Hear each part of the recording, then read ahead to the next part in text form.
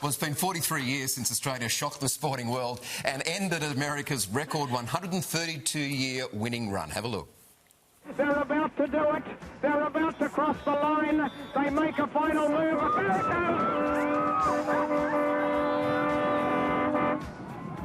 They've done it. Australia too has done it. They have won the America's Cup. And who could forget Prime Minister Bob Hawke delivering one of Australia's most iconic lines after the race. I tell you what, any boss who sacks anyone for not turning up today is a bum.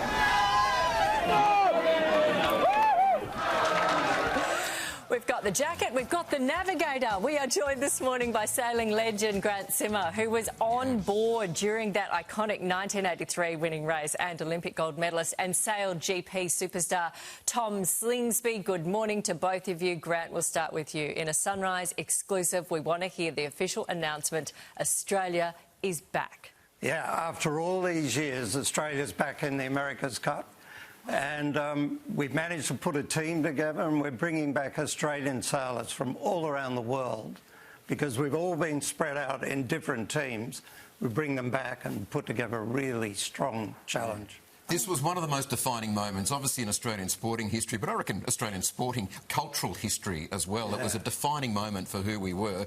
Here's little Australia with these yachts beating the big guns out of America, and you were there. You were a navigator on Australia too. Yeah, that's right. We had a great team, but in those days it was quite small, only 30-odd people.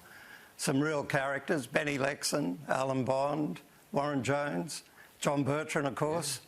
Yeah. We had a great team. And since, for what, 26 years, Australians have raced on other crews, but we haven't had the country get behind an America's Cup attempt in all that time, have we? So this is huge news. Yeah, that's correct. For instance, I've been working overseas for more than 20 years, and it's really the people that started putting this together. Now we've all come back to try and put together the best challenge we possibly can. Grant, I was just looking at all those amazing pictures there. It's a wonderful trip down memory lane. But that welcome home was something else as well, right? Oh, yeah. Tell us about that. Yeah. I mean, we were going around Australia to all the different cities. It was a really big deal in Australia. Yeah. And to be sitting here now with this incredible mug right here, this is pretty rare, right? Oh, yeah. We used to treat it a bit rougher than they do these days, but all right, so it's been around a bit. So not so much. It was white gloves. It's been around. Tell us about back when it was. Well, you know, Benny Lexon said famously, he said, because this thing becomes an obsession, trying to win it, and Benny said, if we win it, we're going to run it over with a steamroller and get our lives back. You know? After all that trouble. Classic Benny. And the New York Yacht Club at the prize giving gave him a beat-up old hubcap. Before they gave this to Alan Bond, they gave him a beat-up old hubcap. So are you saying that you haven't been treating this with white gloves? When we first got it, when you first handed it over, was it sort of like... Well, you know, the Kiwis carry on about it, but this thing's been on the dance floor. We've seen it on the dance floor. We've drunk out of it. Have you? Yeah. A bit of beer poured in it? We dropped it a few times. I had to go back to the jeweller in London to get fixed. Panel beater. Oh, don't tell the Yanks that. It's a bit soft because it's made out of silver. Grant, hold that. Tom, let's go to you for a minute there. I mean, thanks for joining us today too. You've conquered the Olympics, you've dominated Sail GP. Now you're turning the focus to bringing this great America's Cup back to Australia. Why now? It's taken quite a few years, hasn't it? Yeah, it has taken a long time, and it's exciting that in my lifespan, I was born in 1984, so I missed 83. But as a professional sailor, we've been waiting for this day to get an Australian team back into it. And yeah, I've been competing. I've done 3 America's Cups for the US, and now finally I get to compete for Australia. So what would it mean?